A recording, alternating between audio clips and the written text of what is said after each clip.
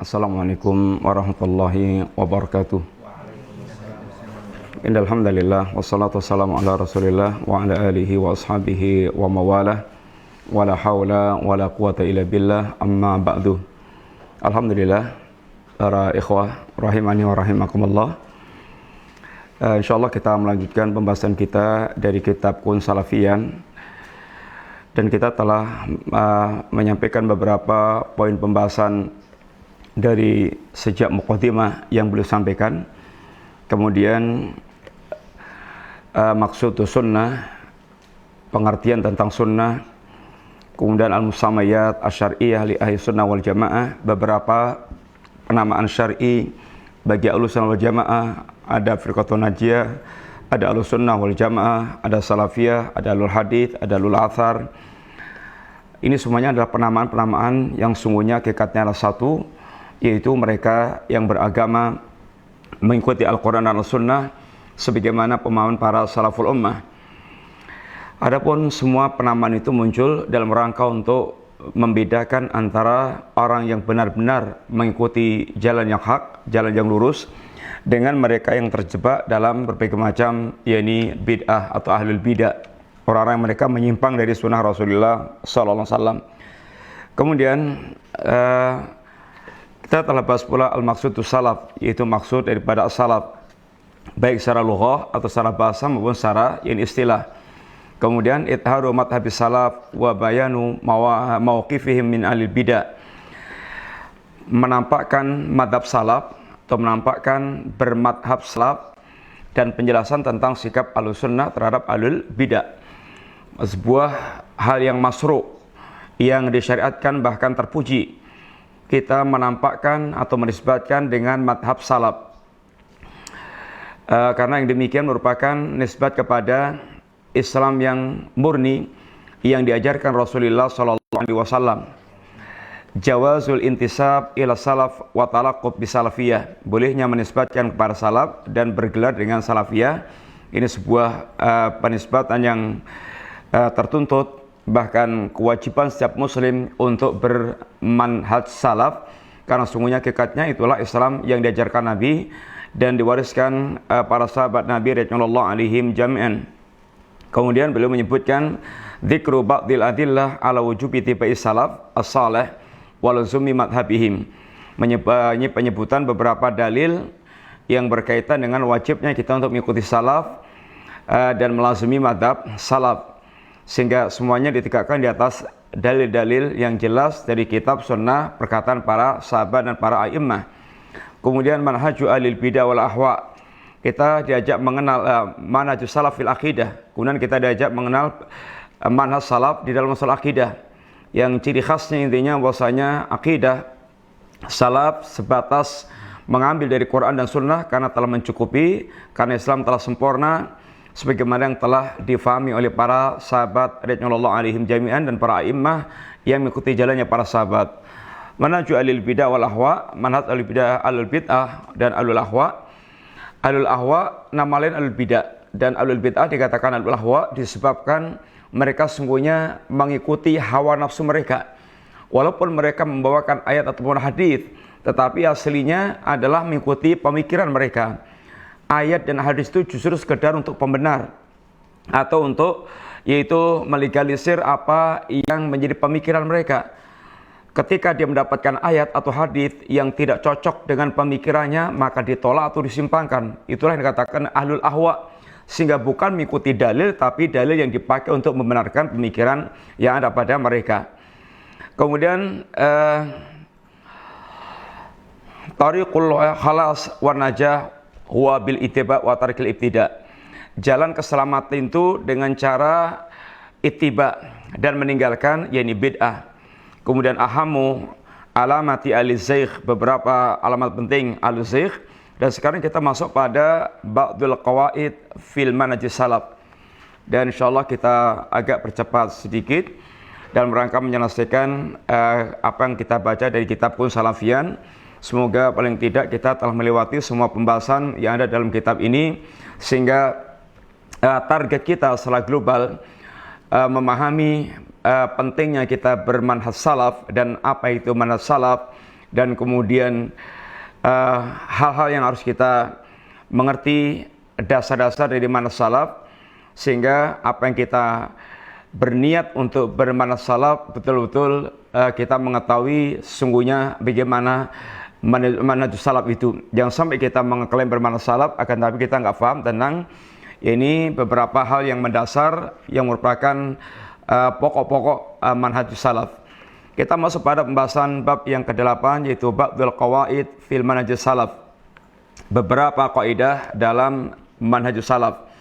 Yang pertama, qaidatun fil amri bil ma'ruf wa nahyi 'anil munkar. Kaidah yang berkaitan dengan amar ma'ruf nahi munkar. Sebagaimana kita ketahui bahasanya al-amru bil ma'ruf wa nahyi 'anil munkar adalah perbuatan besar, pekerjaan besar, bahkan yang menjadikan umat ini dikatakan Allah kuntum khaira ummah, sebaik-baik umat, diantaranya karena menegakkan al-amru bil ma'ruf wa nahyi 'anil munkar. Akan tapi kegiatan ini al-amru bil ma'ruf wa nahyi 'anil munkar adalah amalan yang mesti betul-betul kita fahami. Bagaimana kaidah yang berkaitan dengan al-amru bil ma'ruf wa nahyi 'anil munkar. Karena sebagian kaum muslimin mereka melakukan amalia ini tetapi tanpa kaidah-kaidah yang telah dijelaskan oleh Al-Qur'an maupun hadis Nabi sallallahu alaihi wasallam, sehingga apa yang mestinya menginginkan kebaikan besar dari amaliyah al-amru bil ma'ruf wa nahyi 'anil munkar menjadi sebuah malapetaka dan menimbulkan madarat yang lebih besar saat dia melakukan al-amru bil ma'ruf wa nahyi 'anil munkar. Kemudian beliau mengatakan wal muradu bil ma'ruf. Adapun yang dimaksudkan dengan al-ma'ruf adalah jami'ut ta'at, semua perkara ketaatan. Semua perkara ketaatan kepada Allah Subhanahu wa taala dan rasulnya adalah masuk dalam kategori al-ma'ruf. Wa a'dhamu dzalik, dan terbesarnya ketaatan itu adalah ibadatullahi wahdah la syarikalah. Penghambaan kepada Allah semata yang tidak ada sekutu bagi Allah taala, alias taat yang terbesar adalah at-tauhidu. Wa ikhlasul ibadati lillah, dan mengikhlaskan ibadah semata-mata kepada Allah Subhanahu wa taala tanpa menyekutukan Allah sama sekali. Wa tarku ibadati masiwah, dan meninggalkan ibadah kepada selain Allah Subhanahu wa taala. Ini adalah perkara terbesar dari perkara ma'ruf. Wa ya'ti ba'da dzalik sairut ta'ati min wajibatin wa mustahabbatin. Setelah itu baru yang lain-lainnya dari segala macam bentuk ketaatan, dari kewajiban dan yang mustahab yang di bawah tingkatnya, di bawah yang di tauhid. Semua perkara ma'ruf, ini ma'ruf yang dikenal oleh Allah dan Rasulnya, atau yang dikenal ma'ruf itu yang dikenal, maksudnya adalah yang dikenalkan oleh syariat kepada kita, itulah ma'ruf yang hakiki. Adapun ma'ruf yang dikenal oleh manusia tanpa bimbingan Quran dan Sunnah terkadang dianggap baik, padahal hakikatnya adalah buruk. Berapa banyak perkara-perkara yang dianggap baik oleh manusia, sedangkan itu tidak baik secara syariat. Wal munkar wa kullu ma nahallahu anhu wa rasuluh. Adapun kemungkaran itulah apa yang dilarang oleh Allah dan Rasulnya. Fajami'ul ma'asi wal bid'ah munkarun. Semua perbuatan maksiat dan bid'ah adalah kemungkaran. Maksiat dan bid'ah semua kemungkaran. Bid'ah penyelisihan terhadap ini Al-Quran dan As-Sunnah, sebagaimana juga maksiat adalah penyelisihan terhadap Al-Quran dan As-Sunnah. Maksiat berkaitan dengan syahwat, bid'ah berkaitan dengan yaitu syubhat. Semuanya adalah kemungkaran. Wa a'dhamul munkar, dan mungkar yang terbesar adalah asyirku billah, yaitu kesyirikan terhadap Allah Subhanahu wa taala. Sehingga kalau kita ingin memerintahkan yang ma'ruf, maka mesti pertama kali adalah tauhid. Karena tauhid adalah ma'ruf yang paling besar. Dan kalau kita menginginkan mengingkari kemungkaran, maka mesti pertama kali adalah kita mengingkari kesyirikan, karena itulah kemungkaran yang paling besar. Semuanya derajatnya di bawah tauhid dan di bawah syirik.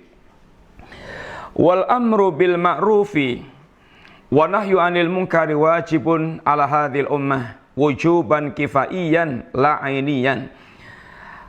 Kewajiban beramar ma'ruf nahi munkar adalah kewajiban yang sifatnya adalah kifaiyah, wajib kifayah bagi umat ini, bukan wajib ain.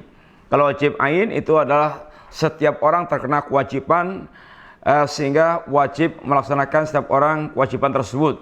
Salat wajib ain, sehingga setiap kita wajib salat, tidak boleh diwakilkan. Demikian pula puasa wajib ain. Ini adalah kewajiban yang berkaitan dengan pribadi setiap kita. Adapun al-amru bil ma'ruf wa nahyu 'anil munkar adalah kewajiban kifaian. Idza qama bihi man yakfi saqatal ismu 'anil baqin. Apabila sudah ada yang melaksanakan rafiqan fima yanha anhu, haliman fima ama ya'muru bi, haliman fima yanha anhu, fal ilmu qabla al amri wa rifqu ma'al amri wal hilmu ma'al amri, fa illam yakun aliman lam yakun lahu ayakfuwa ma laysa lahu bi ilmun.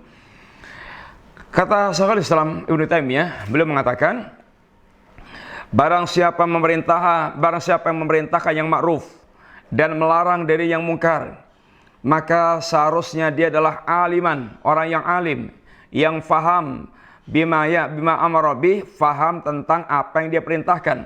Kalau dia memerintahkan tauhid, dia mesti wajib faham tentang tauhid. Dia memerintahkan salat, wajib berilmu tentang masalah salat. Dia memerintahkan kewajiban semua yang ada dalam cabang Islam ini, wajib dia berilmu tentang apa yang dia perintahkan kepada manusia. Rafiqan fima ya'muru bih, dia memiliki kelembutan terhadap apa yang diperintahkannya itu. Dia memiliki kelembutan dalam memerintahkan yang ma'ruf. Halima, dan melarang yang mungkar, fima yanha anhu. Haliman fima ya'muru bih, haliman fima yanha anhu. Dia halim, bijak, bersikap bijak, tidak emosional, dia bijak terhadap apa yang dia perintahkan dan dalam perkara yang dia larang. Fal ilmu qabla al amri, ilmu itu sebelum dia melakukan al-amru bil ma'ruf wa nahyi 'anil munkar. Wa rifqu mal amri, sedangkan kelembutan itu saat melaksanakan ini al-amru bil ma'ruf wa nahyi 'anil munkar. Wal hilmu mal amri, demikian pula al-hilm, kesantunan, sikap bijak itu bersama dengan atau saat dia melakukan al-amru bil ma'ruf wa nahyi 'anil munkar. Fa illam yakun aliman lam yakun lahu ayakfuwa ma laysa lahu bi ilmun. Barang siapa yang dia tidak berilmu, maka dia telah melakukan sesuatu tanpa ilmu. Dia telah melakukan sesuatu tanpa ilmu, sehingga akan bisa menyesatkan, bisa salah.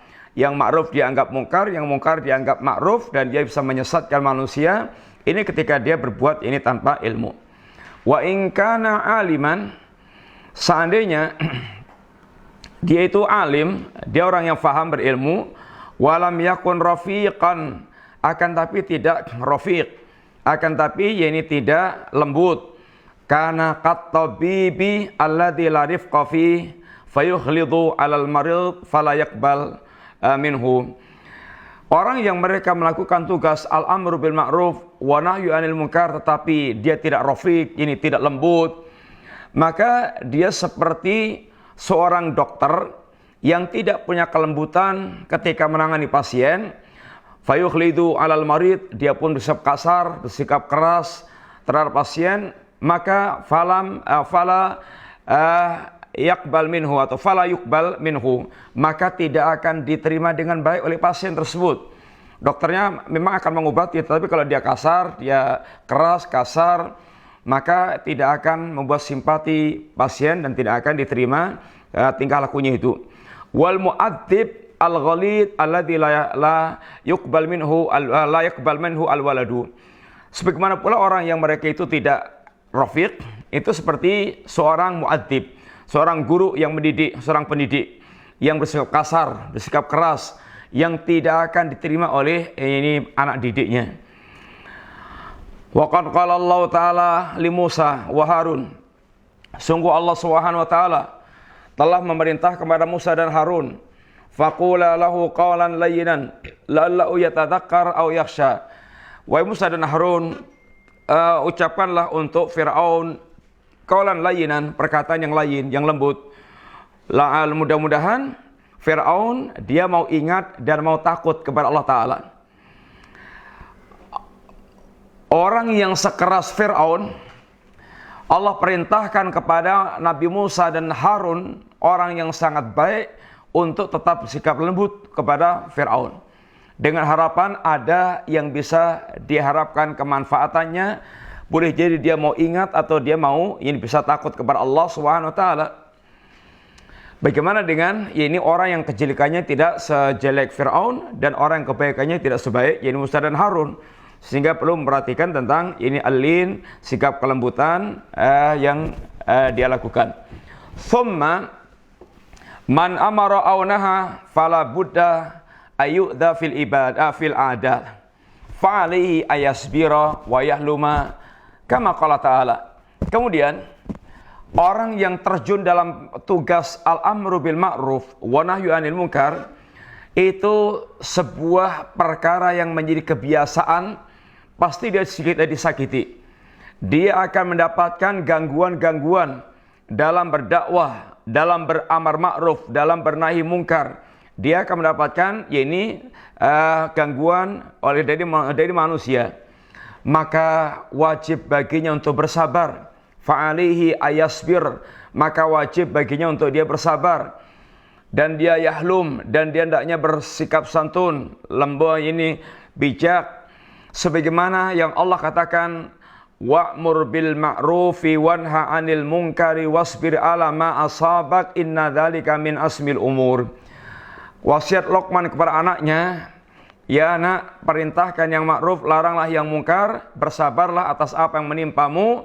Sesungguhnya itu perkara yang sangat dituntut dalam waktu melaksanakan tugas dakwah al-amru bil ma'ruf wa nahyu 'anil munkar. Wa qala aidan, berkata pula beliau katakan pula, wal wajibu 'alal amiri bil ma'rufi wan nahi 'anil munkari ay yakuna amruhu wa nahyuhu lillah wa qasduhu ta'atallah wa yakuna maqsuduhu salahal ma'mur wa iqamatal hujjati alaihi wa alla yakuna maqsuduhu talabar riasah li nafsi wa ta'ifati au tanaqqusi ghairi. Syekhul Islam juga mengatakan yang wajib bagi orang yang mereka memerintahkan yang ma'ruf dan melarang yang mungkar, agar dia dalam melaksanakan tugas ini amar ma'ruf nahi mungkar semata-mata karena Allah Subhanahu wa taala. Dia tujuannya adalah ketaatan kepada Allah. Dan tujuannya adalah salahal ma'mur, kebaikan orang yang diperintah. Sehingga karena Allah dan demi kebaikan, yaitu orang yang dia perintahkan kebaikan itu. Dan dalam rangka untuk iqamatal hujjah, dalam rangka untuk yaitu menegakkan hujjah, agar hujjah telah sampai kepada mereka. Dan tujuannya bukan talabar riasah, bukan untuk mencari kepemimpinan, mencari kesohoran agar menjadi orang yang terdepan, tersohor. Dan demikian pula li nafsi wa ta'ifati au tanaqqusi ghairi, bukan tujuannya untuk mencari kepemimpinan ar-riasah, baik untuk dirinya atau untuk kelompoknya, atau melakukan pelecehan terhadap yang lainnya. Ini adalah yang mesti diperhatikan. Orang yang melakukan al-amru bil ma'ruf wa nahyu 'anil munkar, hendaknya pertama dia berilmu, kedua dia memiliki sifat arifku, kemudian al-hilmu. Ini adalah berkaitan dengan sifat yang mesti dimiliki orang yang mereka terjun dalam al-amru bil ma'ruf wa nahyu 'anil munkar. Kemudian dia meluruskan tujuannya, niatnya yaitu dalam rangka untuk mentaati Allah Subhanahu wa taala, sehingga diikhlaskan niatnya karena Allah untuk kebaikan orang yang kita perintahkan dan kita larang. Kemudian untuk menegakkan hujjah agar setiap hujjah telah sampai kepada manusia. Karena di antara tugas kerasulan adalah iqamatul hujjah, itu menegakkan hujjah. Wa asluddin, dan pokok agama itu adalah ayyakunal hubbu lillahi wal bughdhu lillahi wal muwalatu lillahi wal mu'adatu lillahi wal ibadatu lillahi wal ista'anatu billahi wal khawfu minallah wal raja'u minallah wal ata'u lillahi wal man'u lillahi wa hadha innama yakunu bimutaba'ati rasulillahi sallallahu alaihi wasallam alladhi amruhu amrullah wa nahyu nahyullah wa ma'adatuhu ma'adatullah wa mu'adatullah wa ta'atullah wa maksiatullah. Beliau mengatakan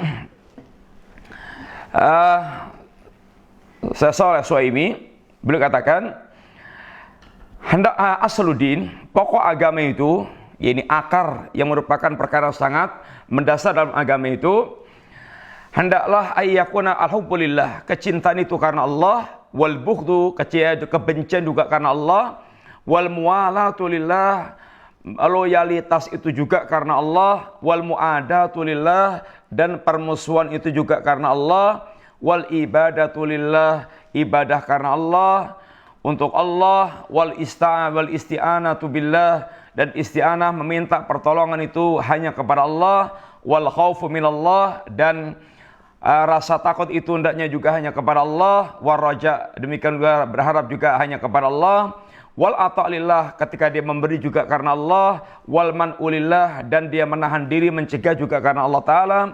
Wa hadza innama yakunu bi mutabati Rasulillah. Ini semuanya hendaknya diwujudkan, dilakukan dengan itiba mengikuti Rasulullah sallallahu alaihi wasallam.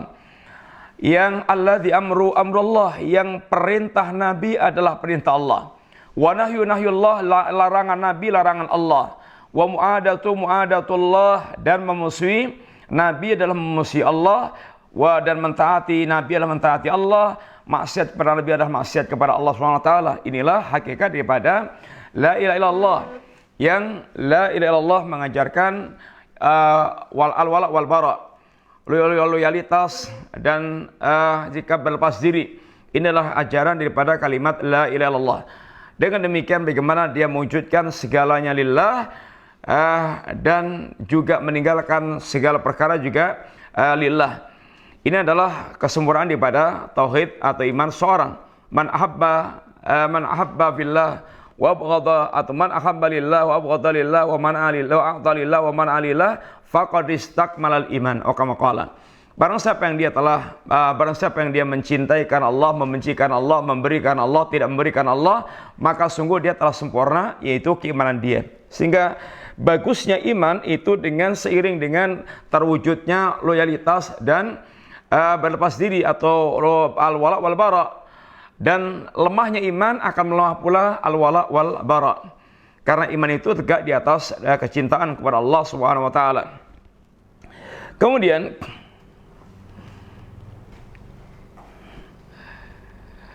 kaidah yang kedua, tsaniyan, qaidatun fil ibadah. Kaidah yang kedua adalah kaidah dalam perkara ibadah. Sehingga al-amru bil ma'ruf wa nahyu 'anil munkar itu betul-betul hendaknya seorang dia memiliki pertimbangan yang sangat matang. Tidak boleh dia memerintahkan kecuali mendatangkan maslahat. Jadi termasuk di antara yang disampaikan para ulama kita, orang yang mereka itu yang asalnya agama ini datang untuk mewujudkan maslahat dan menghilangkan madarat. Termasuk diantaranya dalam masalah al-amru bil ma'ruf wa nahyu 'anil munkar.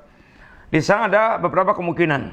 Ketika kita melakukan al-amru bil ma'ruf wa nahyu 'anil munkar, maka kemungkinan pertama kemungkaran lenyap sehingga akan terwujud yang ma'ruf. Maka dalam kondisi seperti ini wajib melakukan amar ma'ruf nahi munkar. Kemungkinan yang kedua yaitu kemungkarannya berkurang walaupun tidak hilang sama sekali. Maka yang demikian itu wajib melakukan nahi munkar. Kemungkinan yang ketiga yaitu 50-50. Antara hilang atau berkurangnya kemungkaran atau juga malah hilangnya kema'rufan.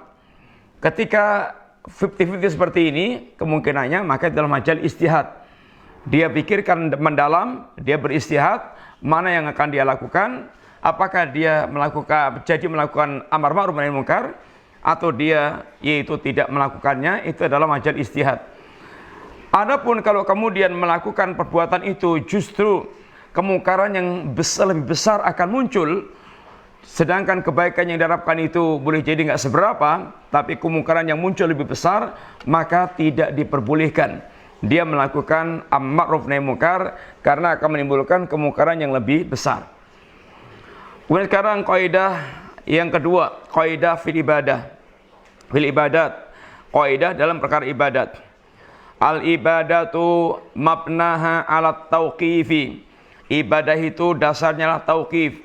Ibadah itu dasarnya adalah tauqifi. Tauqif itu berhenti pada dalil. Kalau ada dalil melaksanakan, kalau nggak ada dalil kita tidak melaksanakannya. Kita asalnya nggak sholat, nggak puasa, nggak zakat, nggak haji. Kenapa kita sholat, puasa, zakat, haji? Ada dalilnya, ada perintahnya. Sehingga apabila tidak ada perintahnya, kita tidak melakukan apa yang menjadi acara ritual ini peribadatan. Kita melaksanakan karena ada dalilnya, dalil yang memerintahkan kita untuk beribadah melakukan amalan tersebut. Fallahu amara bittiba'i rasuli sallallahu alaihi wasallam, maka Allah memerintahkan kita untuk ittiba, mengikuti Rasulullah sallallahu alaihi wasallam. Qala Allah taala, Allah berfirman, qul in kuntum tuhibbunallaha fattabi'uni yuhibbukumullah wa yaghfir lakum dzunubakum. Katakanlah, jika kalian betul-betul mencintai Allah Subhanahu wa taala, maka itibaklah kepadaku. Allah akan mengampunkan kalian dan Allah akan mencintai kalian. Allah akan mencintai kalian, Allah akan mengampunkan dosa-dosa yakni kalian. Wa qala ta'ala, dan Allah berfirman, wa may yuti'illaha wa rasulahu yudkhilhu jannatin tajri min tahtihal anhar khalidina fiha wa dzalikal fawzul azim.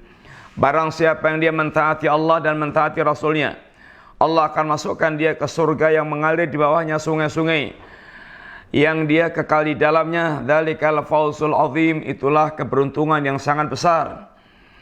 Wa fi sahihain, dalam sahihain, an Umar bin Khattab radhiyallahu anhu annahu qabbala al-hajar al-aswad. Umar ketika mencium hajar aswad, beliau mengatakan, inni la a'lamu annaki hajarun la tadurru wa la tanfa'u walaula anni ra'aitu Rasulullah sallallahu alaihi wasallam qabbalaki ma qabbaltuk. Sesungguhnya aku tahu, kata Umar, sesungguhnya aku tahu bahwa engkau ini adalah batu yang tidak menolak madarat, yang tidak bisa mendatangkan madarat dan tidak bisa mendatangkan manfaat. Seandainya aku tidak melihat Rasulullah sallallahu alaihi wasallam menciummu, tidak akan aku cium. Baru kemudian Umar mencium untuk menunjukkan bahasanya batu adalah makhluk. An-nafi wa dhar adalah Allah Subhanahu wa taala. Adapun mencium hajar aswad semata-mata karena ittiba kepada Rasulullah sallallahu alaihi wasallam. Wa qad taqaddama qaulu ba'di salaf, dan telah berlalu perkataan sebagian salaf, ittabi'u wa la tabtadi'u faqad kufitum. Ikutilah dan jangan membuat bid'ah. Ittiba'lah, jangan membuat bid'ah. Maka dengan cara seperti itu telah cukup buat Anda. Islam telah sempurna. Semua kebutuhan kita ada di dalam Islam. Maka apabila kita telah betul-betul husnudzon dan percaya tentang kesempurnaan Islam, maka hendaknya kita mencukupkan dengan Islam. Orang mereka tidak mencukupkan dengan Islam menunjukkan dia belum percaya tentang kesempurnaan Islam, sehingga dia masih cari-cari yang lainnya, dia masih merasa nggak cukup dengan Islam. Ini ditegur oleh Allah Subhanahu wa taala. Kama taqaddama anna min sana'in anna min syarti qubulil amal tajridul mutaba'ah lirrasulillah sallallahu alaihi wasallam. Sebagaimana telah berlalu bahwa di antara syarat diterimanya amal adalah yaitu memurnikan ittiba kepada Rasulullah sallallahu alaihi wasallam. Wa qad ja'atin nususul katsiratu fil Qur'ani wa sunnati allati fihal amru bi ta'atillah wa ta'atu rasulih sallallahu alaihi wasallam wa nahyu an maksiatillah wa maksiati Rasulillah sallallahu alaihi wasallam, fala yajuzu li ahadin ay yakhruja amma madat bi sunnah wa dalla 'alil kitab was sunnah wa kana ali as-salaful ummah. Sebagaimana telah berlalu dan telah datang banyak nas yang sangat banyak dalam Al-Quran, dalam sunnah Nabi, yang di dalam nas-nas ini adalah perintah mentaati Allah, perintah mentaati Rasulullah sallallahu alaihi wasallam, larangan dari maksiat kepada Allah dan Rasulnya. Maka tidak boleh seorang pun yang keluar dari apa yang telah dibataskan oleh sunnah, wa dalla 'alil kitab was sunnah, dan apa yang telah ditunjukkan oleh kitab dan sunnah, wa kana 'ali salaful ummah, dan apa yang telah dijelaskan oleh para salaful ummah. Dan intinya bahwasanya dalam ibadah adalah al-ikhlas wal ittiba. di mana kita wajib untuk ikhlas dan ittiba. Ini syarat diterimanya ibadah. Tentang keikhlasan telah datang banyak dalil-dalil yang Allah perintahkan kepada kita. Ikhlas itu memurnikan niat kita semata-mata karena Allah SWT. Dan ittiba adalah mengikuti apa yang diajarkan oleh Nabi. Apabila tidak ikhlas, walaupun ittiba nggak diterima. Apabila dia ittiba tapi nggak ikhlas, nggak diterima. Ikhlas saja nggak ittiba, nggak diterima. Harus dua-duanya. Sebagaimana penjelasan para salaful ummah, para ulama salaf, seperti penjelasan Fudail bin Iyad. Contoh amalan yang ikhlas tapi tidak ittiba, kemudian dia ditolak oleh Allah SWT.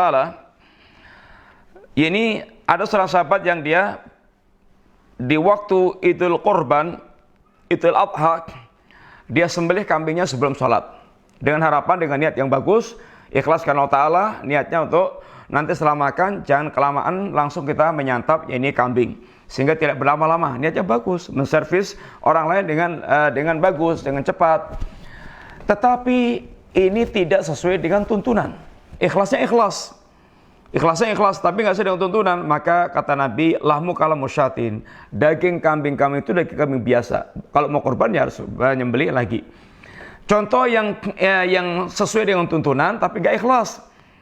3 orang, riwayat tentang 3 orang yang mereka terkenal sekali, yaitu kisah tentang 3 orang. Yang satu adalah berperang, berjihad sampai mati.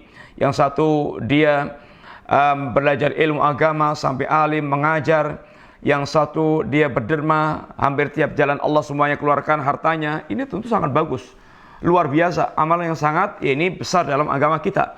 Tetapi karena amalan ini dilakukan tidak tanpa ikhlas, yang berperang agar dikatakan jariun, sang pemberani, kemudian yang belajar agama sampai alim, sampai mengajar agar dikatakan qari alim, kemudian yang dia berderma agar dikatakan jawad, sang dermawan, maka justru Allah perintahkan mereka ini untuk dilimpar ini ke jahanam.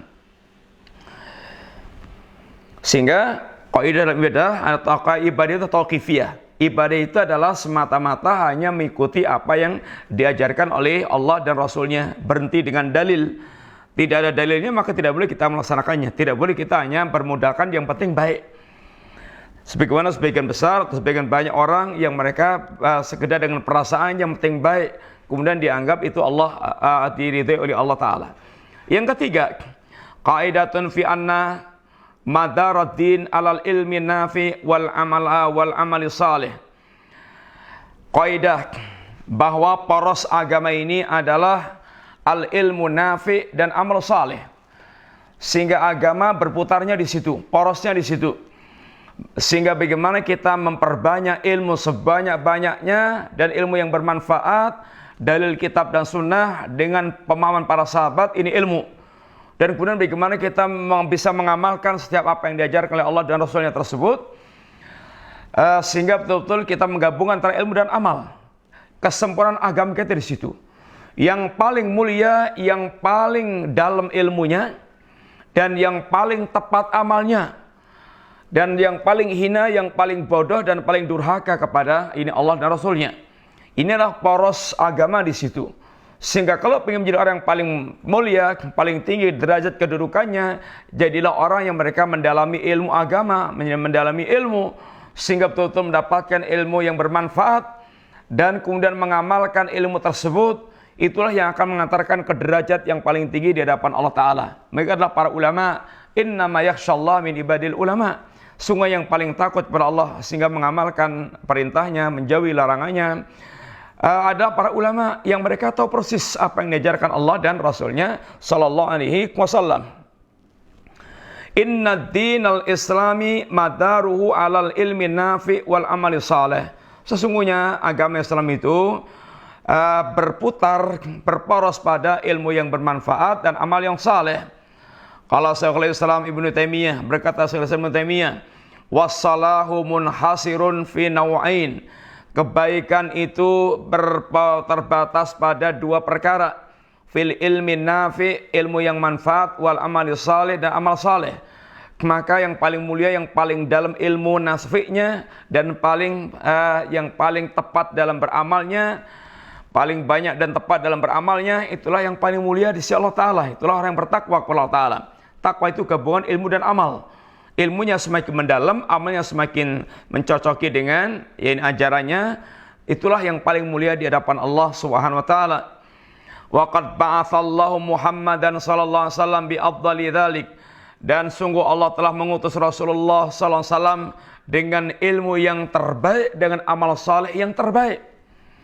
Sehingga yang dibawa oleh Nabi sesuatu yang terbaik dalam hal ilmu dan amal. Sehingga hendaknya seorang dia tidak ragu-ragu untuk mempelajari Quran dan hadis yang dibawa oleh Nabi sebagai bentuk ilmu, dan kemudian bagaimana memperbanyak amal-amal yang berkualitas, amal yang tegak di atas ini sunnah Nabi sallallahu alaihi wasallam. Qala Syekhul Islam Ibnu Taimiyah, beliau mengatakan waqad ba'atsallahu Muhammadan sallallahu alaihi wasallam bi afdali dzalik wa huwal huda wa dinul haq. Yang dibawa oleh Nabi yaitu al-huda, petunjuk, wa dinul haq, dan agama yang hak. Liyudhirahu 'ala dini kulli, agar dengan ilmu dan amal itu, dengan al-huda dan dinul haq, Allah mengunggulkan di atas seluruh agama-agama yang ada. Fal huda al-ilmu nafi. Adapun yang dimaksudkan dengan al-huda adalah al-ilmu nafi, wa dinul haq al-amal saleh. Adapun yang dikatakan dinul haq, agama yang hak, adalah al-amal saleh. Sehingga orang yang paling mulia agamanya, yang paling mulia kedudukannya, orang yang paling dalam ilmu nafi'nya, dan paling banyak dan tepat amal solehnya. Agama porosnya di situ, sehingga tidak kemana-mana. Sehingga seorang fokus ke situ agar dia sempurna jadi agamanya. Wa qala rahimallahu ta'ala fa ahlus sunnati wal jamaati al muttabi'ina li salafis salih la yatakallamuna fi syai'in minad dini illa taba'an lima ja'a bi ar-rasul sallallahu alaihi wasallam ittiba'an lil kitabi wa sunnah. Wa amma ahlul bid'ah fala yatamiduna al kitabi wa sunnah wa athari salafis salih wa inna ma yatamiduna alal aqli wal lughati wal falsafah. Kata Syekhul Islam, beliau mengatakan ini Ahlus Sunnah wal Jamaah yang mengikuti salafus saleh, mereka ini tidak berbicara sedikit pun tentang agama kecuali mengikuti wahyu yang dibawa oleh Nabi sallallahu alaihi wasallam, ittiban li kitab sunnah, itu mengikuti Quran dan sunnah. Ahlus Sunnah akan senantiasa dalam membawakan pembahasan semuanya dengan dalil yang mereka bawakan. Ahlus Sunnah karena sangat menjunjung tinggi yaitu nas-nas Al-Quran Sunnah dan mengagungkan salaf. Maka Ahlus Sunnah senantiasa mereka betul-betul orang yang setiap pembicaraan agamanya dia bawakan dalil. Ini dalil Qur'annya, ini dalil hadisnya, ini perkataan para salafnya, sehingga betul-betul menyadarkan agama ini betul-betul ada sanadnya, ada yaitu silsilahnya, bukan menurut pemikiran dia sendiri. Wa amma ahlul bid'ah, adapun ahlul bid'ah itu fala yatamiduna ala kitab sunnah, mereka tidak bersandar pada kitab dan sunnah. Wala wa athari salafus salih, dan tidak pula bersandar kepada salafus salih. Wa inna ma yatamiduna alal aqli wal lughah wal falsafah, sesungguhnya mereka bersandar kepada akal, bahasa, dan filsafat. Kalau seandainya mereka mendatangkan dalil, maka dalil-dalil itu tidak difahami pula sebagaimana salafus salih, difahami dengan akal dia, difahami dengan secara bahasa, dengan cara-cara filsafat, sehingga sesat dan menyesatkan. Mereka meninggalkan pemahaman salaf. Ini perkara sangat buruk sekali. Mereka menjadikan akal sebagai panduan mereka. Seandainya mereka mendatangkan dalil itu dihukumi dengan akal. Sehingga imma takdzib wa imma tahrif. Kalau enggak mendustakan, ya dia melakukan tahrif. Itu karena mendahulukan akal mereka. Sehingga Ahlul bid'ah ahlus sunnah kalau membahas ayat, ayat ditafsirkan dengan ayat, ayat tafsirkan dengan ini hadis, ayat tafsirkan dengan aqwal para salaf, kemudian atau ijma'nya para umat Islam. Tetapi ahlul bid'ah enggak. Kalau dia membawakan ayat langsung diurai dengan bahasa tanpa melihat penjelasan para salaf. Dia jelaskan dengan akal-akal mereka sehingga terjadi tahrif, berbagai macam tahrif, penyimpangan-penyimpangan yang ada. Itu ahlul bidah. Mereka ini tenggelam dalam ini takdimul akal. Mereka bermain dengan lughah bahasa sehingga lebih gampang untuk mencocokkan dengan hawa nafsu mereka. Kalau telah berlalu bahwasanya Allah SWT menurunkan ayat ini, menurunkan ayat Al-Quran itu ada yang muhkam, ada yang mutasyabih. Ahlul bidah meninggalkan yang muhkam, mengikuti yang mutasyabih, karena dengan begitu dia bisa bermain dengan hawa nafsunya. Padahal perintahnya hendaknya yang muhkam itu menjadi umul kitab, induknya kitab, mengembalikan semua perkara kepada yang muhkam, sehingga tidak akan pernah berselisih antara Quran yang satu dan ada ayat yang lainnya. Adapun ahlul bidah akan terjadi dengan cara begitu mempertentangkan, membenturkan satu ayat dengan ayat yang lainnya, dan hanya mengambil ayat-ayat yang kira-kira mencocoki dengan hawa nafsunya. Ini kaidah yang kedua berkaitan dengan kaidah dalam perkara kaidah yang ketiga, kaidah berkaitan dengan madaruddin, yaitu poros agama, yaitu adalah al-ilmu nafi wal amal saleh. Rabian, qaidatun inna dar al-mafasid muqaddamun ala jalbil masalih. Kaidah yang keempat, kaidah sesungguhnya menolak kerusakan itu didahulukan dibandingkan dengan mengambil manfaat. Ini diantara tujuan diturunkannya syariat, yaitu untuk mewujudkan masalah yang murni, untuk mewujudkan masalah yang murni dan menghilangkan total madarat. Seandainya harus bercampur, artinya tidak bisa mewujudkan masalah yang murni dan tidak bisa menghilangkan madarat yang ini total. Kalau bercampur hendaknya meminimalkan madarat dan memperbesar kemanfaatan, meminimalkan madarat, menghindari madarat yang lebih besar. Ini adalah termasuk di antara kaidah yang diajar oleh ini para salaf kita. Adapun kalau kemudian menimbulkan madarat yang lebih besar, maka tidak diboleh kita melakukannya. Di antara dalil-dalil yang beliau bawakan, wa dalilu li hadhil qaidah, adapun dalil yang berkaitan dengan kaidah ini adalah satu, qauluhu ta'ala, adalah firman Allah Subhanahu wa taala, wala tasubbul ladzina yad'una min dunillahi fayasubbullaha adwam bighairi ilmin. Jangan kalian mencaci maki sesembahannya orang-orang musyrikin selain Allah itu, lalu mereka akan mencela Allah dengan penuh permusuhan dan tanpa ilmu. Kita tahu bahwa mencaci maki berhala-berhala yang merupakan sembahan yang batil itu masyru', sesuatu yang disyariatkan. Mereka adalah kebatilan, hal yang rendah, yang hina. Tetapi kalau ternyata melakukannya itu justru menimbulkan madarat yang lebih besar, maka tidak boleh kita lakukan.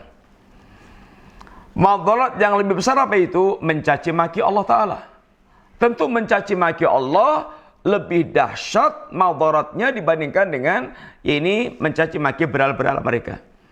Sehingga kalau seandainya kemudian seperti itu, maka tidak dilakukan apa yang seharusnya dilakukan.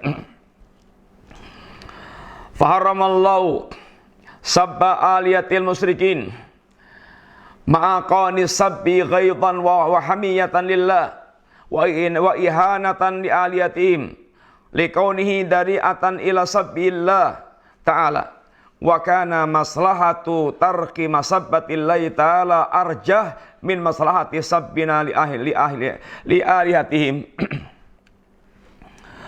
Beliau katakan Allah Subhanahu wa taala mengharamkan yaitu mencaci maki sesembahan mereka, sembahannya orang-orang musyrikin. Padahal caci makian terhadap semuanya musyrikin itu bersumber dari kemarahan dan kecemburuan karena Allah Ta'ala. Setiap muslim harus marah dan harus ada kecemburuan kepada Allah, kepada agamanya. Wa ihanatan li aliyatim, dan sebagai bentuk penghinaan dan perendahan terhadap ini sesembahan-sembahan mereka, sebagai wujud dari atan ila sabbillahi ta'ala sabihimillahi ta'ala, dalam rangka untuk menghindari terjadinya celaan mereka terhadap Allah Ta'ala. Yang celaan kepada berhala mereka itu akan bisa menjadi sebab mereka mencela Allah Subhanahu wa Ta'ala, sehingga ditinggalkannya mencaci maki berhala-berhala mereka itu dalam rangka menghindari mereka mencaci maki Allah, yang ini adalah madarat yang lebih besar. Wa kana maslahatu tarki masabbatillah, dan maslahat meninggalkan mencaci maki Allah itu arjah, lebih unggul, lebih kuat dibandingkan dengan maslahat mencaci maki sembahan-sembahan mereka. Ini yang pertama. Yang kedua, dalil yang kedua, wajah fi hadits Aisyah radhiyallahu anha anna Nabiya sallallahu alaihi wasallam qala, telah datang dalam hadis Aisyah bahwa Nabi sallallahu alaihi wasallam bersabda, ya Aisyah, laula anna qaumaki hadithu ahdin bi jahiliyatin la martu bil baiti fahudim fa'adkhaltu fihi ma ukhrija minhu wa alsaqtuhu bil ardi. Katanya, ya Aisyah, seandainya kaummu itu tidak baru saja keluar dari masa kekafiran, masa jahiliyah, pasti akan aku perintahkan untuk menghancurkan al-bait, menghancurkan Ka'bah. Fadkhaltu fihi ma ukhrija minhu, akan aku masukkan apa yang dikeluarkan darinya. Artinya bangunan Ka'bah sebelumnya itu tidak berdiri pada pondasi yang benar. Kemudian seandainya tidak mengkhawatirkan tentang kondisi orang-orang yang baru masuk Islam, Nabi akan hancurkan Ka'bah, lalu akan Nabi bangun sesuai dengan pondasi yang benar.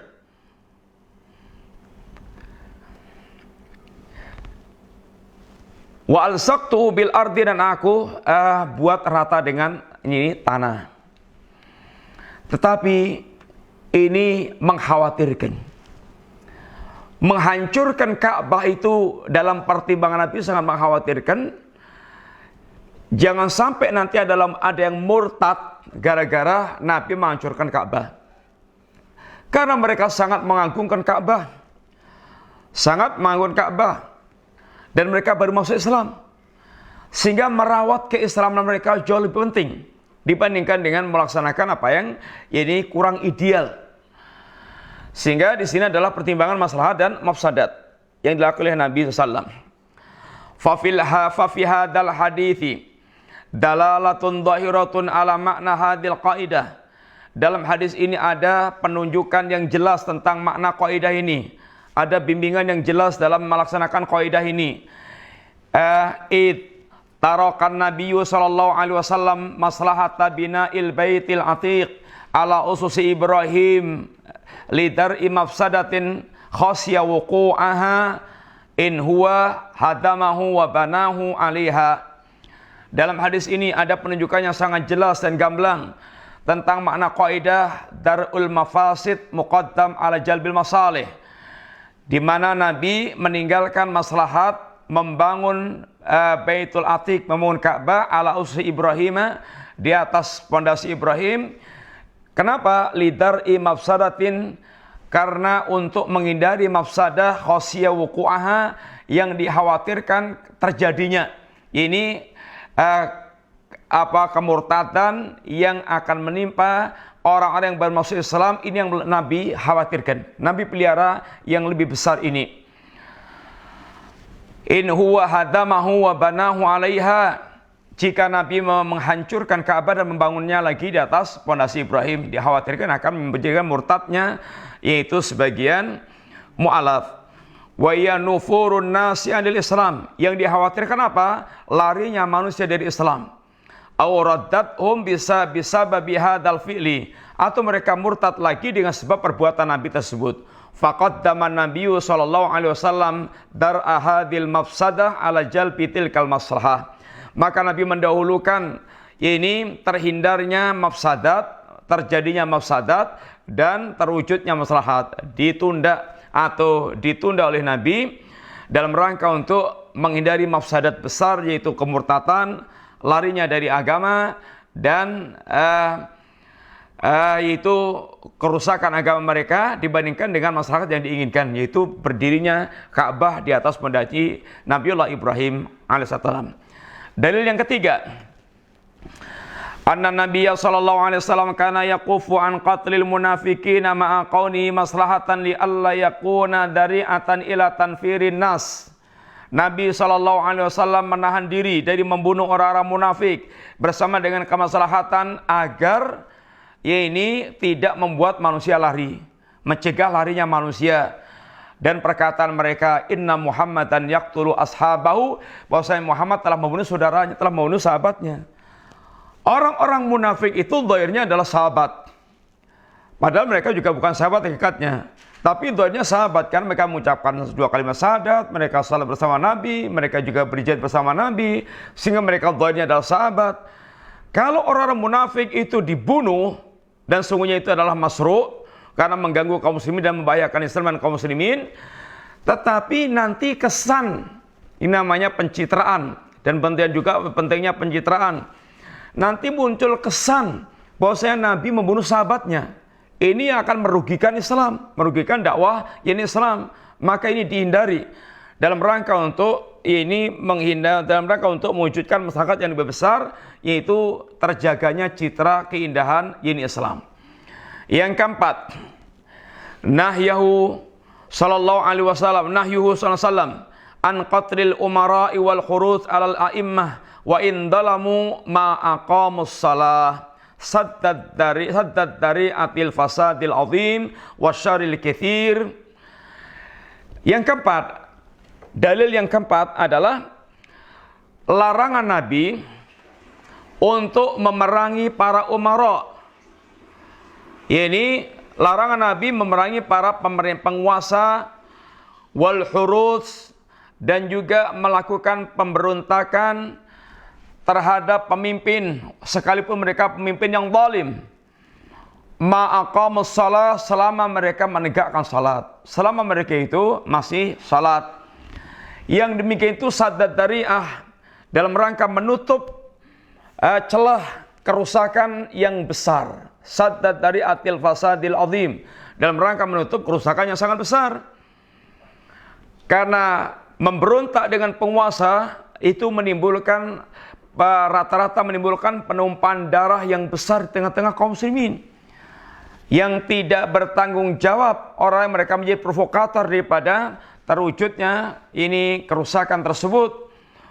Karena penguasa ketika marah, tentu mereka akan mengerahkan kekuatan, dia punya senjata, dia punya kekuatan real, dia akan perintahkan untuk brutal, maka ini akan bisa menimbulkan yaitu kerusakan yang jauh lebih besar lagi. Fa inna hasala bisababi qitalihim wal khuruji alaihim ad'afi ma hum alaihi min munkar. Karena dengan melakukan pemberontakan pada penguasa, dengan sebab memerangi penguasa dan melakukan pemberontakan pada penguasa itu akan menyebabkan terjadinya berlipat-lipat kemungkaran, berlipat-lipat kerusakan. Wal ummatu bi baqayatil kasruri ilal an, dan umat ini senantiasa berada dalam keburukan-keburukan sampai sekarang akibat dampak-dampak dari pemberontakan para penguasa. Peperangan ini khurud dari hukam. Qala sallallahu alaihi wasallam, bersabda Rasulullah sallallahu alaihi wasallam, idza bu'i al khalifataini faqtulul akhir minhuma. Jika dibaiat 2 khalifah, maka peranglah yang akhir, yang dibaiat yang terakhir di antara keduanya itu. Saddad dari'atil fitnah, untuk menutup fitnah, untuk menutup celah fitnah.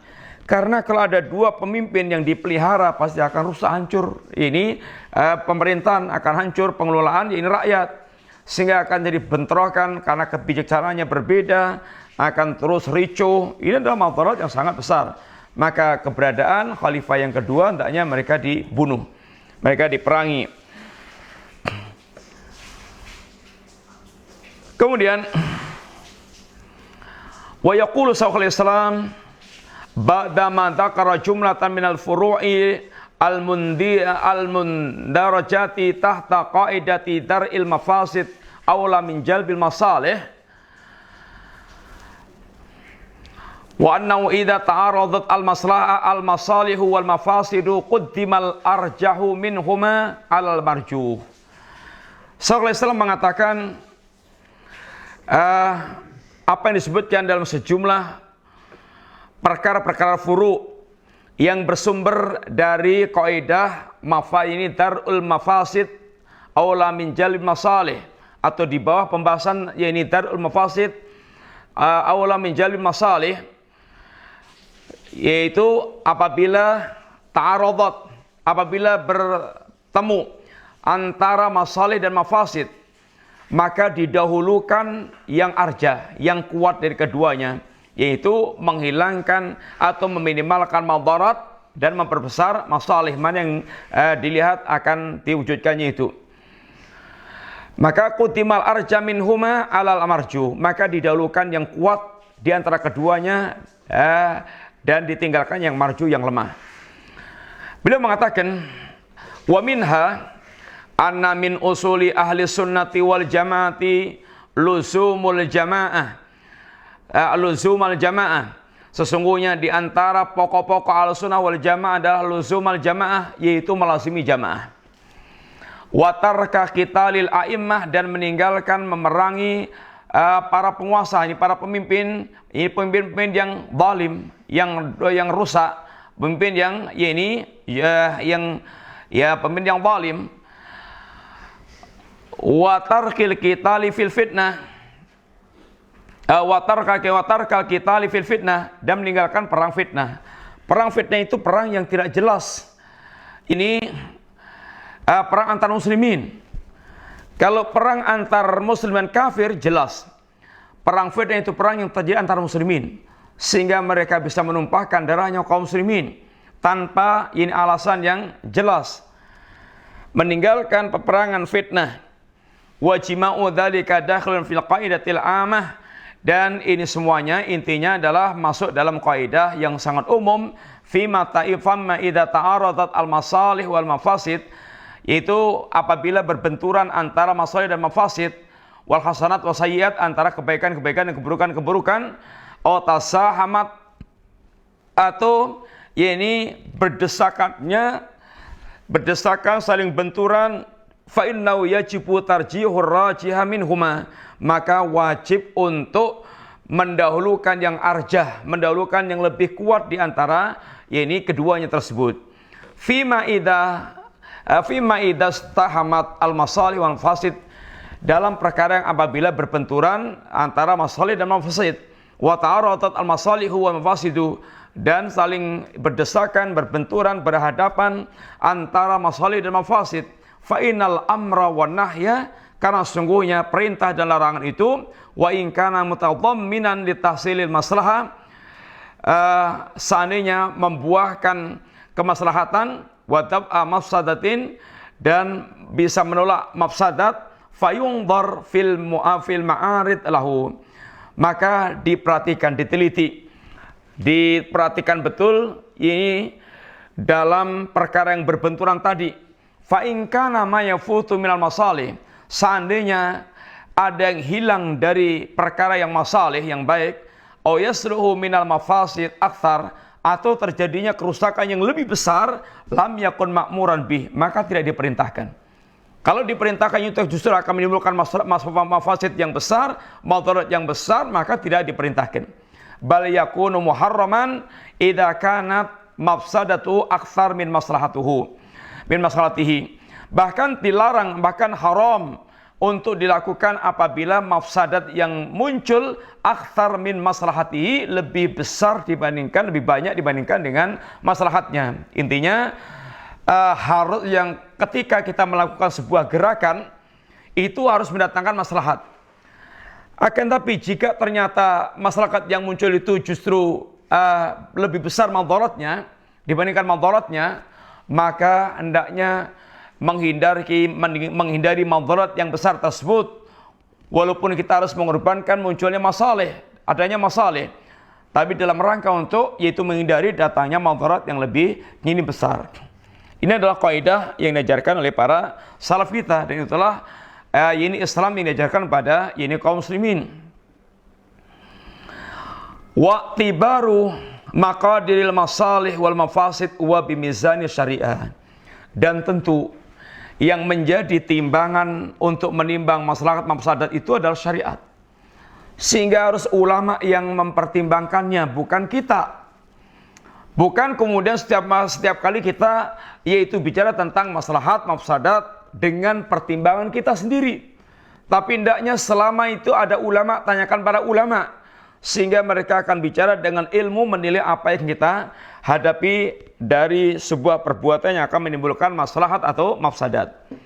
Wala hadza idza kana asy-syakhsu aw at-ta'ifatu jami'aini baina ma'rufin wa munkarin bihaitsu la yufarriquna bainahuma bal imma ay yaf'aluhuma jami'an aw yatrukuhuma jami'an lam yajuz ayyamuru bi ma'rufin wala ayyanhau an munkarin bal yungdar fa in kanal ma'rufu akthar amara bihi hatta lawistal sama ma huwa dunihi minal munkar wala yunha an munkarin yastalzimu tafwitu ma'rufin a'dha minhu li'anna an-nahya yakunu hina idzin min babi saddi an sabilillah wa sa'i fi zawali ta'ati wa ta'ati rasulih wa zawali fi'lil hasanat.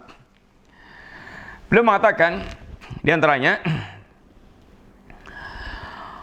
wala hadza, dan di atas pertimbangan ini apabila seseorang atau sekelompok itu jami'aini baina ma'rufin, berkumpul di dalamnya itu al-ma'ruf dan munkar yang tidak bisa memisahkan antara keduanya, bal imma ayyaf'aluhuma jami'an aw yatrukuhuma jami'an, tetapi bahkan harus melakukan keduanya atau meninggalkan keduanya. Dua-duanya harus terjadi atau dua-duanya ditinggalkan. Maka lam yajuz, tidak boleh mereka memerintahkan yang ma'ruf dan tidak boleh mereka melarang yang mungkar. Bal yungdar, tetapi diperhatikan dulu, dianalisis dulu, diteliti dulu, diperhatikan. Fa in kanal ma'ruf akthar, kalau ternyata ma'rufnya itu lebih besar, lebih banyak terwujudnya, maka amara bihi, maka yaitu dilakukanlah memerintahkan yang ma'ruf. Hatta lawistal sama ma huwa dunihi minal munkar, walaupun dengan melaksanakan ma'ruf itu melazimkan adanya kemungkaran yang ketut sedikit. Ada kemungkaran sedikit yang terikutkan, yang adanya kemungkaran. Tapi karena nggak bisa mewujudkan masalah yang murni, tetap akatutan kemungkaran tapi sedikit, maka tetap diperintahkan. Dan tidak dilarang dari yang mungkar, wala yunha an munkarin, dan tidak dilarang kemungkaran itu, yastalzimu, kalau itu melazimkan tafwitu ma'rufin a'dha minhu, kalau menghilangkan kema'rufan yang besar. Kalau melarang sebuah kemungkaran hilangnya kema'rufan yang besar, maka tidak boleh dilarang.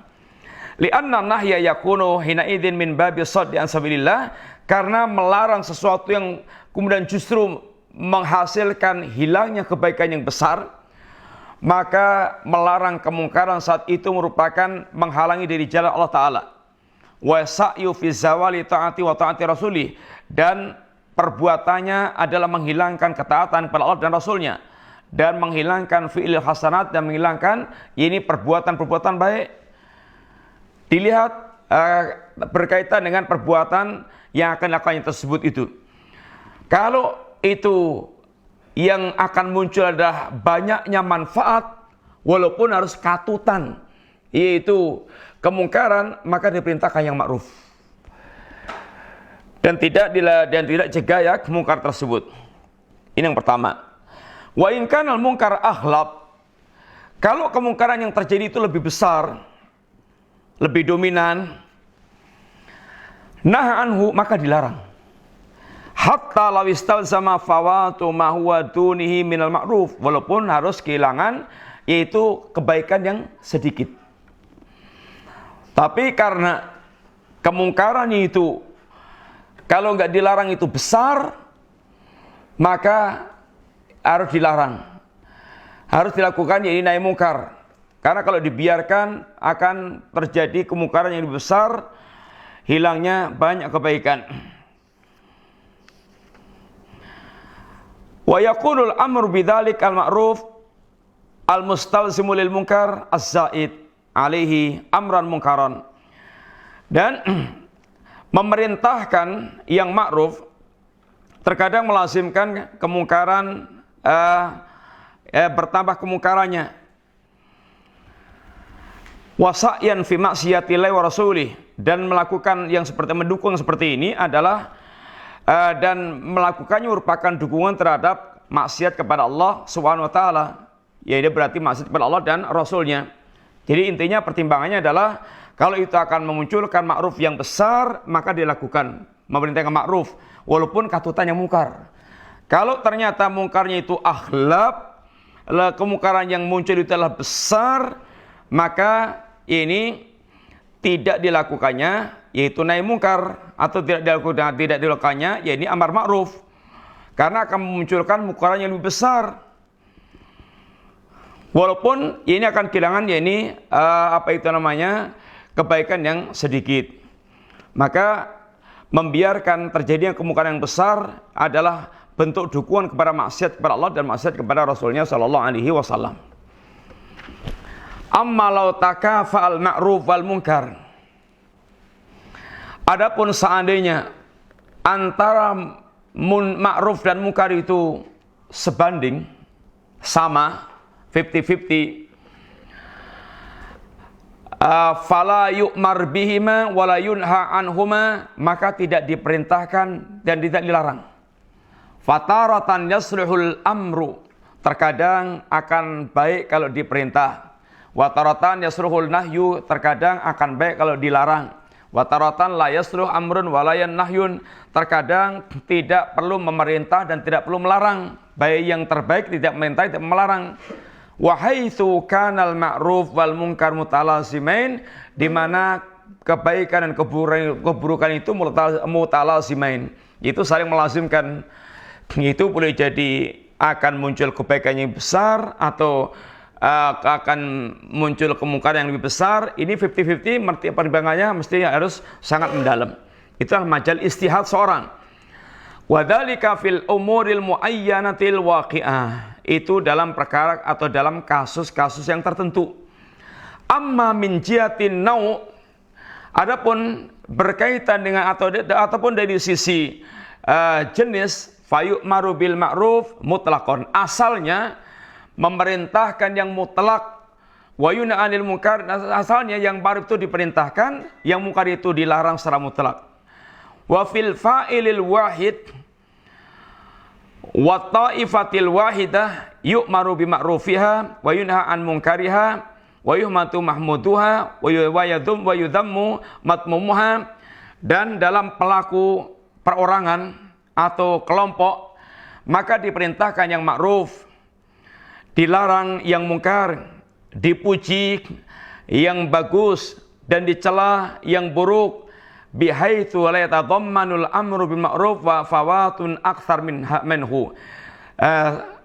Yang penting ketika memerintahkan yang ma'ruf, melarang yang mungkar ini tidak terkandung padanya yaitu kehilangan ma'ruf yang lebih besar. Kalau ternyata kehilangan kebaikan yang besar, maka tidak dilakukannya. Au husulu mungkarin fauqah, atau menghasilkan kemungkaran yang lebih besar. Maka kalau begitu maka tidak dilakukannya. Wala tatammanun nahyu 'anil munkar khusula ma huwa angkar minhu. Dan tidak pula yaitu terkandung perkara mungkarnya itu yang akan terjadi kemungkaran yang lebih besar lagi, atau kehilangan ma'ruf yang arjah, atau au fawatu ma'rufin arjah minhu, atau kehilangan kebaikan yang banyak. Sehingga babnya adalah mempertimbangkan maslahat mafsadat. Ini adalah termasuk perkara yang terbesar dalam kaidah kita beragama. Sehingga mau melangkah itu selalu mempertimbangkan antara maslahat dan mafsadatnya. Maslahat syariah, mafsadat yang akan muncul itu dipertimbangkan kuat-kuat. Ini adalah termasuk orang yang mereka berakal sehat, dan Islam betul-betul mengajarkan seperti itu.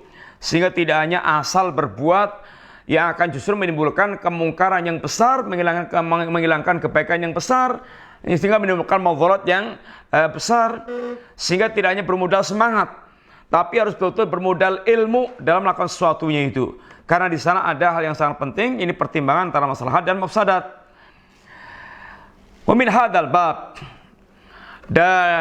dari bab ini, iqrarun Nabi SAW li Abdillah bin Ubay bin Salul wa amthalihi min a'immatil nifaq wal fujur.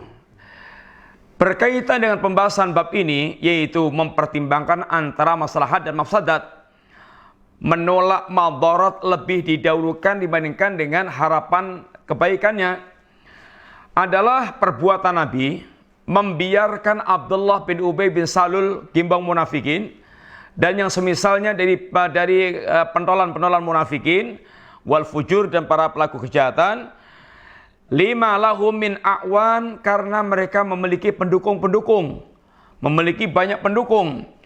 Fa izalatu munkari binau'in min iqabihi mustalzimun izalati ma'ruf aktsar min dzalik. Menghilangkan kemungkaran dari mereka itu akan melazimkan hilangnya kebaikan yang banyak. Hilangnya kebaikan yang banyak.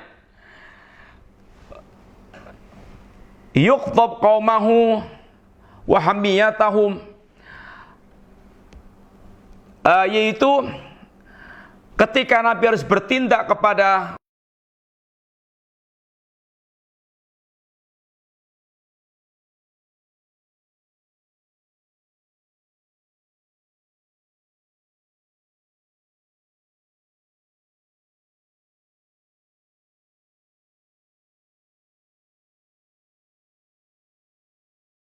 mereka dengar Muhammad telah membunuh sahabatnya, untuk menghindari kesan-kesan seperti ini, maka Nabi membiarkan orang-orang munafik dan tokoh-tokoh munafik supaya tidak menimbulkan kesan Muhammad telah membunuh saudaranya. Muhammad telah membunuh ini sahabatnya, yang merupakan yang akan menimbulkan larinya manusia, yang akan berdampak larinya manusia dari agama tersebut. Ini madarat yang besar. Sehingga sekali lagi segala perbuatan itu ditimbang dengan maslahat dan madarat, sehingga tidak hanya asal semangat di dalam melakukan sebuah perbuatan. Sehingga betul ini kaidah yang sangat besar yang banyak harus pegang dalam berbagai macam tindakan-tindakan berkaitan dengan munculnya maslahat atau munculnya madarat. Kaidah yang kelima, kaidatun annal ahkamal usuliyata wal furu'iyata la tatimmu illa bi amraini huma wujudus syurut wa intifa'ul mawani. Kaidah yang kelima adalah kaidah bahwasanya hukum-hukum baik yang pokok maupun yang furu' tidak akan sempurna kecuali dengan dua perkara. Jadi dengan dua perkara. Wujudus syurut, terdapatnya syarat, wantifaul mawani, dan hilangnya mawani. Qultu, aku katakan, wa hadza asrun azimun fi jami' ahkami syar'i sawa'an kanat usulan am furu'an la budda min wujudi syurutiha. Ini adalah perkara besar, ini adalah prinsip yang sangat besar dalam seluruh hukum-hukum syariat. Baik itu yang sifatnya usul atau furu, yang sifatnya ini dasar maupun cabang, maka harus terwujudnya syurut dan hilangnya penghalang-penghalang. Falau wajata syartu Lakin kana hunaka mani'un, kalau seandainya syaratnya terpenuhi, sedangkan di sana ada penghalangnya, lam yasihal hukmu, maka tidak dibenarkan hukum tersebut. Min dalik, contoh sekarang dikasih contoh-contoh berkaitan penerapan hukum tersebut. Ayatul wa'id fi haqqi man irtakaba umuran muharramatan fawa ahlu lima ja'a fi nususi minal wa'id.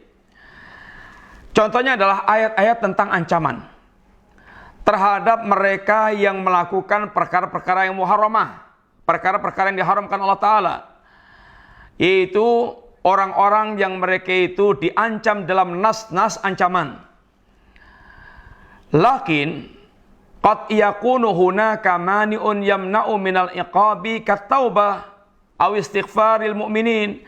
Tapi terkadang ancaman ini menjadi tidak terjadi, tidak terwujud ketika ada penghalang terwujudnya ancaman itu. Seperti taubatnya seseorang atau minta ampunnya orang tersebut dimintakan ampun oleh kaum mukminin, istighfarnya kaum mukminin yang menjadi sebab dia diampunkan Allah Subhanahu wa taala, awil masaib atau musibah-musibah yang menggugurkan dosa-dosa, au ghairi dzalik, atau dari berbagai macam perkara yang lainnya min mukaffiratiz dzunub, yang menjadi penutup dosa atau penggugur dosa. Artinya tidak setiap ancaman itu kemudian terjadi pada pelaku yang diancam, karena harus terpenuhi syurut dan juga harus hilangnya penghalang. Kalau terpenuhi syurut dan hilangnya penghalang, baru itu kemudian bisa diwujudkan. Terkadang itu nggak terwujud karena adanya ya ini penghalang-penghalang.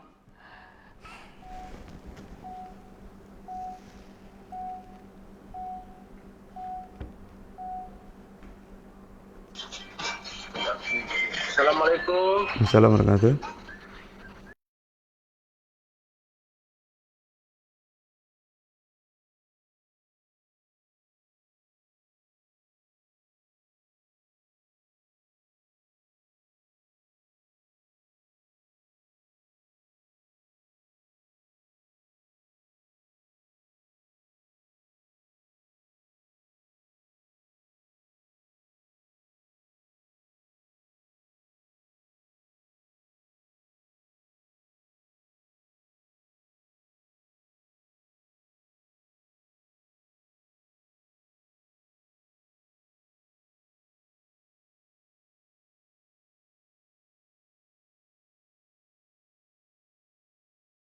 Tingkat itu.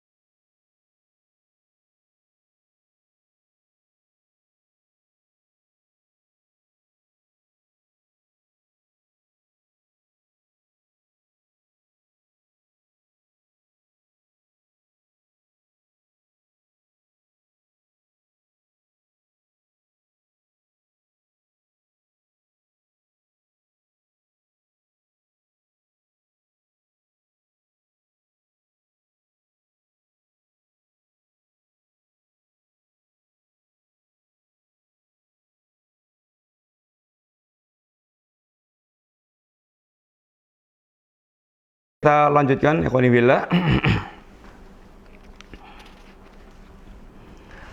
Jadi kaidah berkaitan dengan yaitu bahwasanya hukum itu baik yang usul maupun yang furu itu tidak akan sempurna kecuali dengan dua persyaratan, yaitu terpenuhi syarat dan hilangnya mawani.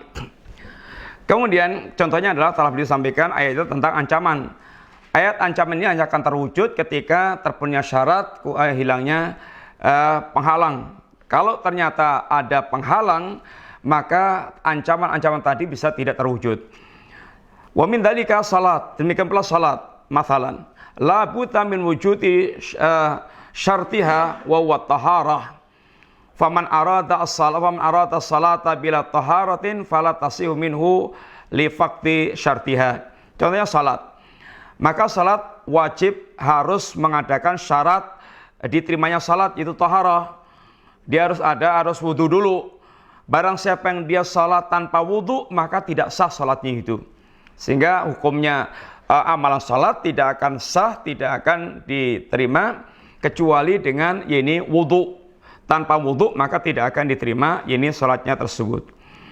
Kemudian wa min hadzal asli, dan dari pokok ini atau dari kaidah yang sangat mendasar ini, at-takfiru wa tabdi wa tafsik.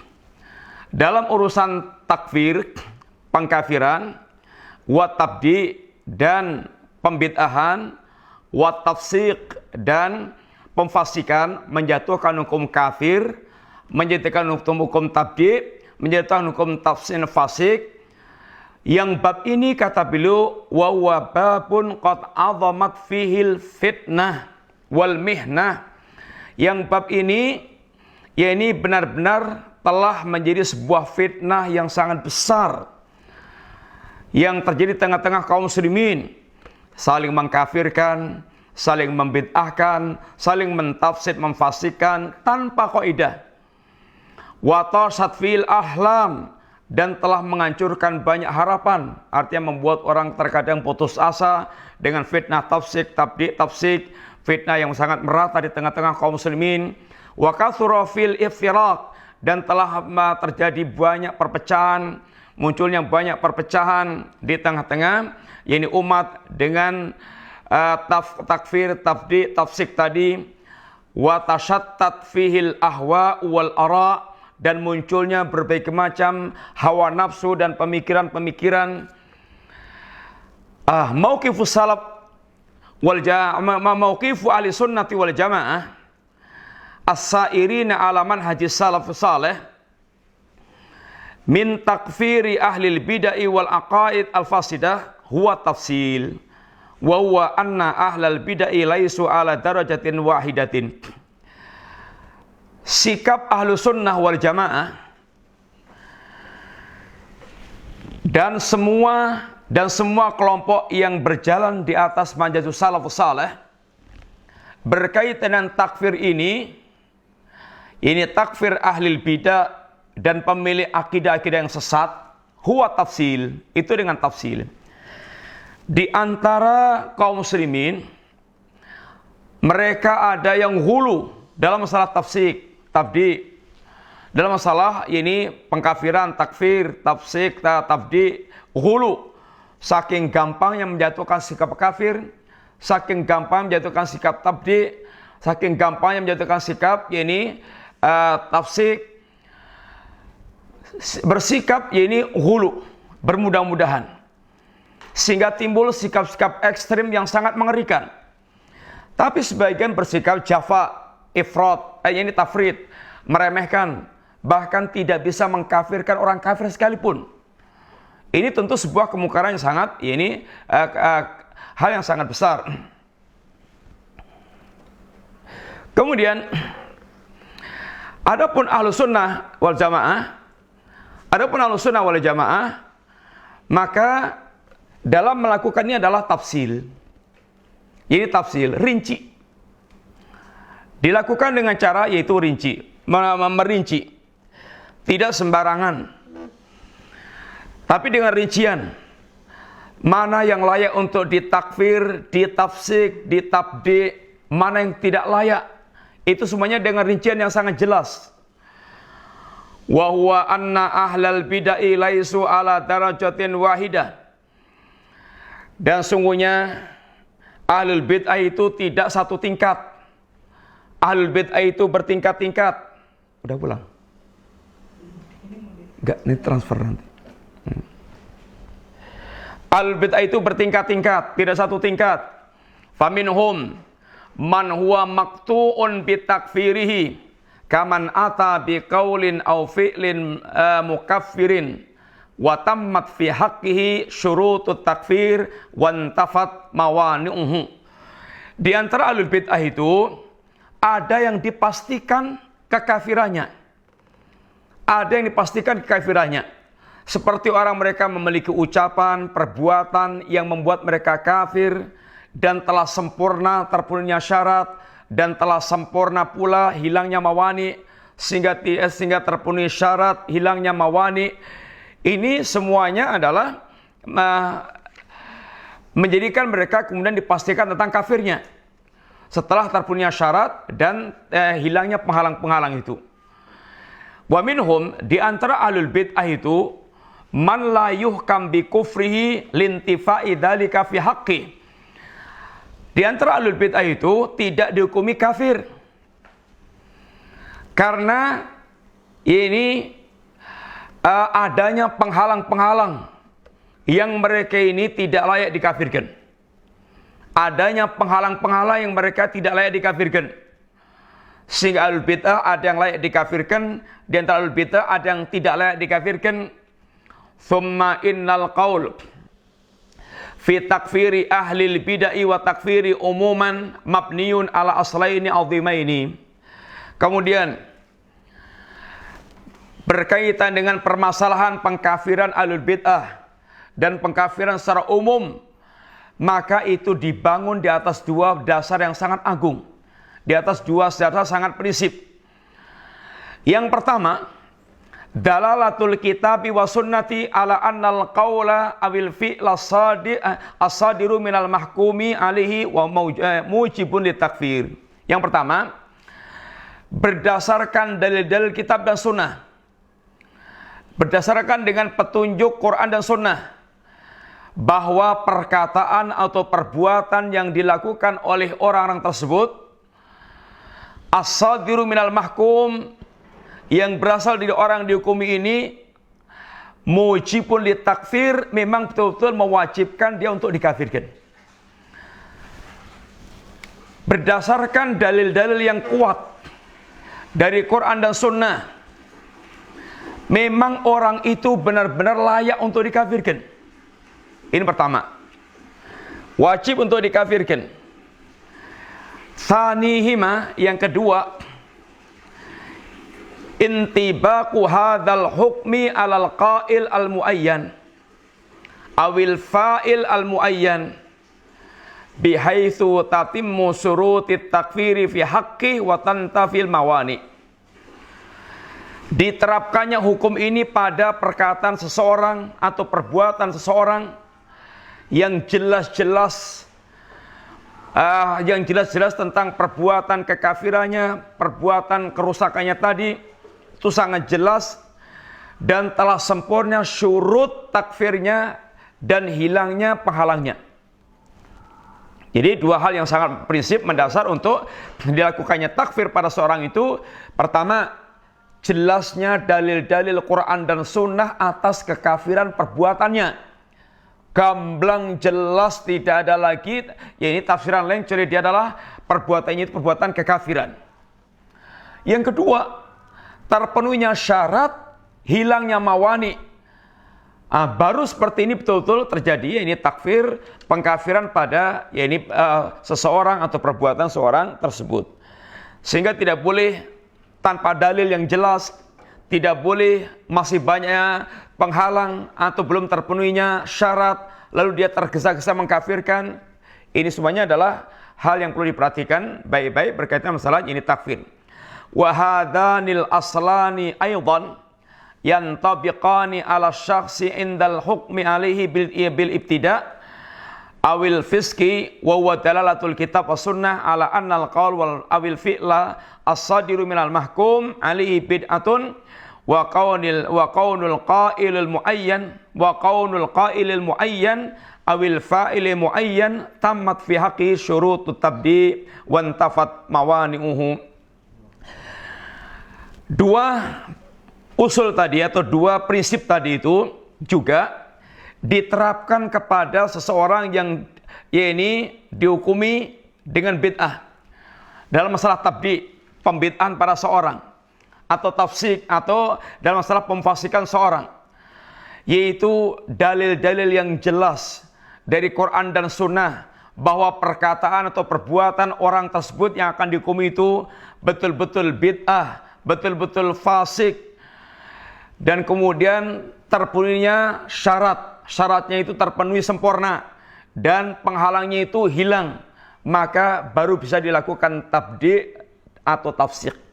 Sehingga intinya tidak asal-asalan, harus benar-benar dalil Quran dan Sunnah menunjukkan perbuatan itu perbuatan kekafiran, atau perbuatan bid'ah, atau perbuatan fasik, kemudian terpenuhinya syarat dan hilangnya penghalang. Maka ini baru kemudian diterapkan padanya itu takfir atau tabdi' atau tafsik. Tidak boleh dengan sangkaan-sangkaan tanpa dalil, hanya dhon, hanya kata orang, hanya melihat di video, hanya melihat di internet, kemudian nggak jelas permasalahannya, langsung dihukumi, nggak bisa.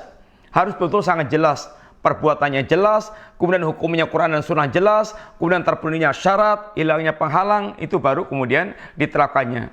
Dan tentang syurutnya, mawaniknya dibahas dalam bab tersendiri dalam pembahasan ini takfir, tabdi, tafsik, dan tidak kita bahas pada pertemuan kita kali ini. Sekarang kita masuk pada bab yang ke-9. Mauqifus salafus salih minal mubtadi'ah. Sikap salafus salih terhadap ahlul bid'ah. Sikap salafus salih terhadap ahlul bid'ah. Al-hadru wa tahdhiru min ahlil ahwa'i wal bid'ai al mukhalifina li sunnah. Ini al-hadru wa tahdhir, berhati-hati dan memperingatkan terhadap ahlul ahwa dan ahlul bid'ah yang menyelisih sunnah, berdasarkan dengan dalil-dalil yang beliau akan bawakan kepada kita. Menghadapi bid'ah itu harus ada sikap. Tapi sikap-sikap yang ditunjukkan mesti berdasarkan dengan dalil-dalil yang jelas. Ada di antara kaum muslimin yang mereka tidak mau bersikap dengan ahlul bidah, sedangkan itu merupakan hal yang harus disikapi. Kalau semua bid'ah dan semua kemungkaran itu wajib disikapi, dan di antara kemungkaran adalah bid'ah. Berdasarkan dengan dalil-dalil yang telah dijelaskan oleh Nabi SAW tentang mungkarnya bid'ah, sehingga ahlus sunnah memiliki kaidah yang jelas dalam mensikapi ahlul bidah. Di antara hadis Rasulullah SAW, man ahdatsa fi amrina hadza ma laysa minhu fa waraddun. Barang siapa mengada-adakan perkara baru dalam agama kami yang tidak pernah ada dalilnya, maka tertolak. Orang yang mereka membuat-buat perkara baru, kreasi dalam agama yang tidak pernah ada dalam agama Rasulullah SAW, maka tertolak. Man amila amalan laisa ali amruna fawaradun. Barang siapa beramal suatu amalan yang tidak pernah ada dalam tuntunan ajaran kami, maka amalan tersebut ini tertolak. Man amila, kemudian man ahabba lillah wa abghadha lillah wa a'ta lillah wa mana'a lillah faqad istakmalal iman. Barang siapa mencintai karena Allah, membenci karena Allah, memberi karena Allah, menahan karena Allah, tidak memberi karena Allah, maka telah sempurna keimanannya. Bid'ah adalah kemungkaran. Membenci bid'ah karena Allah adalah tuntutan iman. Dalil yang keempat, ma min nabiyyin ba'athahu Allah fi ummatin qabli illa kana lahu min ummati hawariyun wa ashabun ya'khuduna bi sunnati wa yaqtaduna bi amri thumma innaha takhlufu min ba'dihim khulufun yaquluna ma la yaf'alun wa yaf'aluna ma la yu'marun faman jahadahum biyadihi fahuwa mu'min wa man jahadahum bilisani fahuwa mu'min wa man jahadahum bi qalbi fahuwa mu'min wa laysa min wara'i dzalika minal imani habbatu khardalin. Tidaklah seorang nabi pun yang diutus oleh Allah SWT di tengah-tengah umat sebelumku, kecuali nabi ini menunjukkan kepada kecuali memiliki hawari, kecuali para nabi ini memiliki hawariyun, penolong-penolong, washabun, dan para sahabat, ya'khuduna bi sunnati wa yaqtaduna bi amri, yang para hawari, para sahabat itu mengambil sunnah beliau dan kemudian juga mengikuti bimbingan beliau, bimbingan nabinya. thumma innaha takhlufu min ba'dim khulufun yaqulun ma la yaf'alun. Kemudian akan muncul generasi berikutnya, akan datang generasi berikutnya itu yang mereka mengatakan apa yang tidak mereka lakukan. Membuat ajaran-ajaran baru, memiliki ide-ide baru, memiliki kreasi-kreasi baru dalam beragama. Wa yaf'aluna ma la yu'mar, dan mereka melakukan hal yang tidak diperintahkan. Agama tidak memerintahkan dia kemudian melakukan suatu amalan. Ini amalan bid'ah, amalan yang tidak ada tuntunannya, yang tidak diperintahkan dalam agama. Wa man jahadahum biyadihi fahuwa mu'min. Barang siapa berjihad memerangi mereka dengan tangannya, dengan kekuasaannya, dengan kekuatannya, maka dia mukmin. Wa man jahadahum bilisani fahuwa mu'min. Barang siapa yang dia berjihad melawan mereka dengan lisannya, dia mukmin. Wa man jahadahum biqalbihi fahuwa mu'min. Barang siapa yang dia berjihad dengan hatinya, maka dia mukmin. Wa laisa min wara'ihi dzalika minal imani habbatu hardalin. Dan tidak ada iman sebesar biji sawi pun di balik itu mereka semua, yakni ketika mereka tidak berjihad dengan tangannya, tidak berjihad dengan lisannya, tidak berjihad dengan hatinya, maka di bawah itu tidak ada lagi tingkatan iman. Iman adalah menggerakkan mereka untuk berjihad memerangi bid'ah dan kemungkaran.